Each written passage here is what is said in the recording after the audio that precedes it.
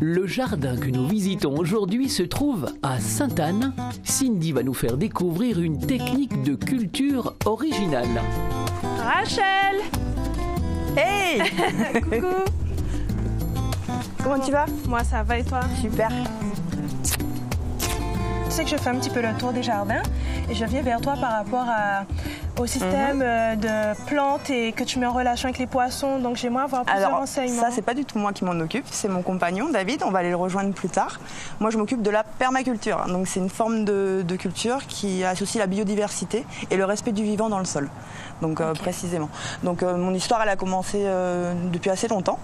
Quand on était petit avec mon frère dans les fonds, on allait se promener et au fur et à mesure, je me suis rendu compte qu'on avait perdu beaucoup d'espèces aux Antilles.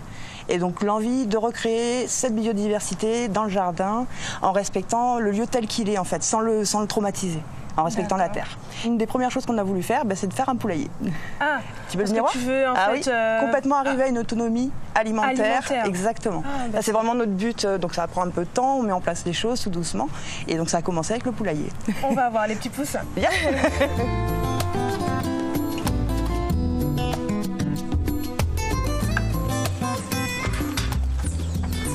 Et regarde-les. Oh, ils sont trop mignons. Donc voilà, tu vois, ils viennent d'arriver, ça fait pas très longtemps. Alors ici, on est sur un principe de poulailler partagé. C'est-à-dire que nous, on a de la place. Oui. Et puis, donc, il y a des gens qui ont envie de se nourrir, d'avoir des œufs bio chez eux, mais qui n'ont pas forcément le temps de s'occuper de poules. Donc, du coup, on mutualise toutes nos ressources. Donc, nous, le terrain, l'endroit, et on va faire en commun, on va faire les achats en commun, les achats de poussins, les achats de nourriture, et ensuite, on redistribue les œufs quand il y en aura. Ah, c'est excellent.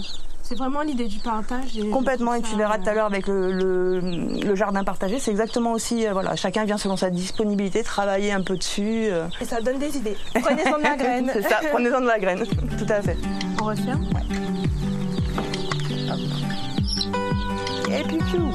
Le poulailler partagé, j'avais jamais. Ouais. Toujours dans l'idée de l'autonomie avec l'autre. Tiens, voilà. Tout ça, c'est le jardin partagé. Ah, mais tu partages tout? Oui.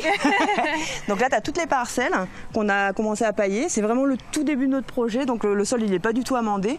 Au fur et à mesure, on va amener de l'amendement sur le sol pour le faire revivre et ramener du vivant en dessous.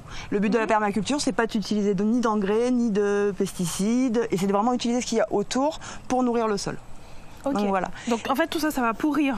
Ça va pourrir au sol et nourrir au fur et à mesure la terre. Okay. Et dans le même esprit, j'ai mon voisin qui a travaillé son champ à côté et il était à l'abandon, il y avait plein de choses dessus et du coup il s'est décidé à mettre des bananes, des cannes à sucre et c'est pareil, sans produit. C'est contagieux. Il a vu que voilà, à côté il y avait une démarche. Donc il y a une émulation après avec les autres et voilà, ça c'est génial, c'est vraiment agréable. Donc voilà, ça c'est pour le jardin partagé. Et oui, les rapports de bon voisinage sont essentiels dans la vie. Et ces cultures partagées peuvent également être l'occasion de repas partagés. En parlant de repas, le panier de Cindy est encore vide. Ah, c'est bien, on a besoin des papayes pour la recette, regarde. Ah oui. David va être content. On va prendre une bien mûre. Tiens, je vais prendre le panier maintenant. Ok. Ça commence à être lourd. Et une un peu plus verte. Jeune. Voilà. Ouais. Comme ça, on va pouvoir mélanger les deux et les goûts ne seront pas les mêmes. Ok. Voilà, là t'es au potager. Donc comme tu as pu voir tout à l'heure, la différence de terre, là, tu vois, on a pu commencer à planter parce qu'on a déjà travaillé la terre depuis 1 an. Déjà ça, c'est du... Ça, c'est des épinards sauvages. Donc tu utilises les feuilles et en plus, moi, j'utilise pour la nourriture des poussins. Ah. Ça leur fait des apports. C'est nourrir les animaux. Ah mais complètement, avec c'est un cercle vertueux en fait. C'est utiliser ce qu'on a et qui va leur faire du bien sans utiliser des graines extérieures. Il y a une plante qui s'est vraiment installée, je vois tout le long. Ah ça s'appelle un lofa. Alors le lofa, tu regardes quel fruit ça donne, c'est juste là. C'est une sorte de grande courge. C'est ce qu'on appelle les éponges végétales. Et elle s'est installée. Elle part de l'aquaponie justement. Okay. Et donc du coup l'avantage c'est qu'elle fleurit énormément et elle m'apporte plein d'abeilles. Plein d'abeilles parce que derrière la maison on a un essaim qui s'est installé et pour les préserver sur place pour qu'elles pollinisent, donc du coup le lofa, t'en as au-dessus et il les attire et donc du coup elles viennent polliniser. Donc voilà, là tu vois c'est une réserve d'eau et qui nous servent autant en aquaponie que pour le jardin. Donc on récupère les eaux de pluie, je fais l'arrosage avec et David il va mieux t'expliquer que moi, mais il l'utilise pour les poissons lui. Et on va pas tarder à le rejoindre d'ailleurs parce que je pense qu'il nous attend. Je prends vite le basilic avant d'oublier.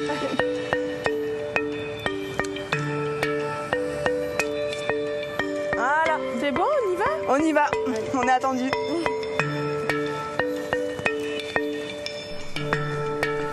Tiens, regarde, ils nous attendent. Voilà. Je te présente Karim, qui est spécialiste en aquaponie, et David, mon compagnon, donc qui s'occupe du système tous les jours. Et puis justement, on va aller chercher les poissons pour le repas. Ok. Voilà, même nous on est pour ça. Comme ça, les autres feront pas. Qui nous aurait dit que Embêté. pendant la visite d'un jardin, on se serait retrouvé à la pêche? Waouh, belle pêche! Et oui, Cindy, belle pêche! Mais qui va écailler le poisson?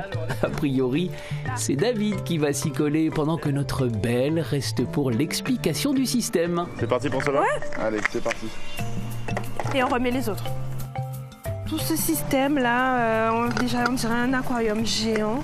Il y a un système d'arrosage que je ne comprends pas trop. Est-ce que tu peux un petit peu m'expliquer? Bah là, en fait, c'est un aquarium géant, comme tu dis, c'est 1000 litres quand même, 1 mètre cube. Et on a là-dedans 25 kilos de poissons. Ok, mais qui servent à quoi par rapport aux plantes? Eh ben, c'est eux qui vont les nourrir en fait, par leur déjection, qui sont riches en ammoniac et qui vont nourrir les plantes et qui vont surtout d'abord nourrir les bactéries. Ah, donc en fait, Donc il y a un on va système faire tout le relié circuit. C'est aux tout un plantes. circuit, ça tourne en boucle. Et les poissons, dans la boucle, ils sont très importants. Il y a Et 3 vous organismes dans le système. C'est-à-dire? Eh ben, on commence par les poissons. Donc déjection des animaux, de l'ammoniac et des nutriments grâce à l'aliment. Et l'eau, vous changez l'eau souvent? Jamais. Comment ça? Jamais. Ah, C'est de l'eau de l'eau pluie. Ouais, c'est de l'eau de pluie de la bien sûr. toiture. On remplit avec de l'eau de pluie et ensuite les poissons font le reste. Mais comment des poissons font pour vivre dans de l'eau de pluie? Est-ce qu'il y a un contrôle? Comment ça se passe au niveau du, je sais pas, tout est le pH? Là, c'est la nature en fait. C'est un écosystème, c'est-à-dire il y a de l'eau de pluie. Dans la nature, les poissons vivent dans de l'eau de ruissellement. C'est de la pluie quelque part. Et ils font leur affaire. Et là, on va justement dupliquer cet écosystème. Donc après les poissons, on va regarder le deuxième organisme, les bactéries. D'accord, ok. Je t'invite à, Ben, on y va. à voir. Donc là, avec ces bactéries, on va voir un élément essentiel. C'est la deuxième étape, tu vas parler. Voilà, Ouais. du système. La deuxième étape. La première, les poissons. La deuxième, la filtration, en fait. Et la première partie de la filtration, elle est mécanique. C'est-à-dire, on va en gros enlever les gros morceaux d'éjection de poissons. Pour éviter qu'elles se collent aux racines des plantes. Les déjections flottent tout doucement tout autour de ce bidon. Hein. Tout ça, c'est de la récup. C'est fait avec des matériaux recyclés. Mais c'est ce que je vois. Ouais, tu ouais, as ouais. aussi là des petits morceaux de tuyaux de la et gaine même électrique, voilà. Et une ça, protection de ventilateur. Exactement, ouais. C'est de la grille. En fait, tout ça, c'est fait pour simuler de l'espace. Rappelle-toi, c'est un écosystème. Donc, dans la nature, on est dans une mare, en fait. Avec un tuyau, tu recrées de l'espace. De la finalement. surface. De la surface. Un maximum de surface dans un minimum de volume. Donc là, le volume, c'est le bidon. Ça fait à peu près 200 litres. Et là, on recrée de la surface. Pour que les bactéries, les colonies de bactéries, il y en a 2, puissent se développer. Pour transformer l'ammoniac qui est présent dans les déjections de poissons. Les transformer en quoi? En nitrite et ensuite en nitrate. Wow, c'est calé là. C'est chimique. C'est chimique. Donc là, on va remplir Les plantes, c'est parti. Ah. Et on première voit partie. après le résultat. C'est une technique d'aquaponie qui s'appelle raft. Enfin, radeau C'est en du français. polystyrène. C'est non du polystyrène alimentaire qui flotte du coup sur l'eau. Et les plantes du coup flottent sur l'eau et vont manger ces nitrates. Le troisième organisme de système, du coup, ça va être les plantes. C'est le végétal. Donc là, on fait toutes sortes de choses. Là, on a des belles aubergines. Aubergine. Un peu de coriandre, de la menthe. Hein, vous allez goûter le mojito. Et vous allez goûter le poisson, parce que tout ça, c'est Oui. pour manger, hein, bien Et sûr. ce que je vois là, c'est Ouais. du polystyrène. Ouais, c'est du polystyrène alimentaire. Du coup, la plaque flotte sur l'eau. Les plantes flottent sur l'eau. Je vais te montrer d'ailleurs. voilà à quoi ça ressemble. D'accord. Et elles peuvent Les enfin racines, puiser. les racines, du coup, baignent vraiment dans l'eau et elles mangent tous les nutriments et dont les nitrates dont je t'ai Voilà, parlé. donc tout le processus aboutit Exactement. Et aux du coup, racines. ces plantes purifient l'eau. D'accord, ok. Donc c'est vraiment un système, une boucle qui... C'est une boucle, ouais. L'eau naturelle. tourne, c'est tout le temps la même eau qu'on recycle. Ok, ben en tout cas merci et j'espère que l'expérience inspirera beaucoup. Et je crois qu'il est temps que je rejoigne David en cuisine. Et on se retrouve tout à l'heure pour la dégustation. La recette du jour est une choucroute de poisson faite entièrement avec des produits maison. Mais bien sûr, si vous n'avez pas un élevage de lapia dans votre jardin, vous pouvez toujours passer chez votre poissonnier. J'ai avancé un petit peu la recette parce que ça prend un peu de temps. C'est de la papaye. C'est de la papaye en choucroute. Et pour la papaye, il faut la râper et ensuite il faut enlever la laitance. Il y a une laitance dans la papaye qu'il faut enlever. Il faut mettre de l'eau froide, du sel, 1h30 dans le frigo. Ah oui, tu as bien travaillé. Donc ça prend un peu de temps. Donc j'ai pris de l'avance sur vous et je l'ai cuisiné. Mais merci beaucoup. Parce que ça fait 20 minutes à peu près de cuisson. Alors il y a de la bière, il y a du coriandre, il y a du clou de girofle, il y a du poivre, non? Du poivre, Ouais. du sel, il y a un peu de crème déjà et il y a du bois d'Inde. 2 variétés de patates douces qui sont déjà cuites aussi. Ok.